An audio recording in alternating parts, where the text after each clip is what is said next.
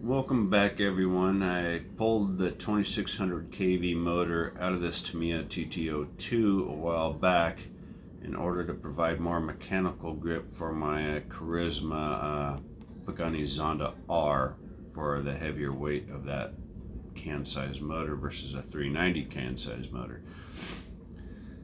So this is a 5400 kV motor, so I've almost doubled the kV rating. I'm still running factory gears everywhere else, except that's a 25 tooth pinion, and I think that's going to be fine.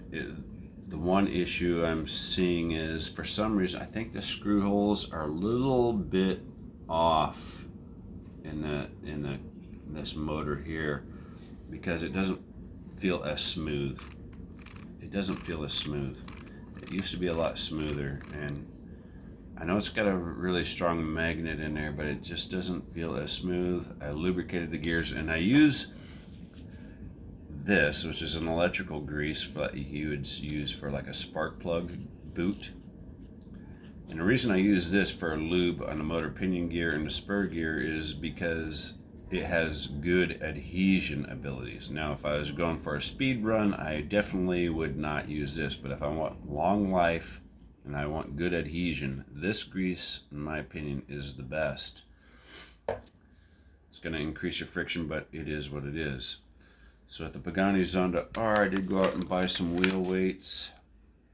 I've yet to install it. I got to make a bracket. There's a bracket on the carbon fiber chassis that sits up here where a spoiler would mount, or a rear wing would mount for the F1. I use the F1 and the Zonda R use the same chassis, but there's a spot where you can mount the rear wing. So I think I'm going to make a little tray that sticks out, and I can experiment with different weights, and it'll be unsprung because it'll be below the spring, so the springs will not have to support it at all, but it will still affect the steering regardless of what you say or believe or think, or it'll still affect the steering. So I'm going to add it probably 1 ounce at a time. What's happening, despite I never able to get to 50% throttle before, the tires would break loose at about 10 miles an hour. I could nail it from a dead stop and it would take off just fine, and then once it hits about 10 miles an hour, the power bound of the motor would kick in and it would break loose the tires, the car would go sideways, and no matter how gentle I squeezed the trigger, the car would roll and roll and roll, and then I'd get to about 10 miles an hour, then the torque of the motor would just overwhelm the traction, the mechanical traction of the tires. So I'm hoping that this will fix the problem.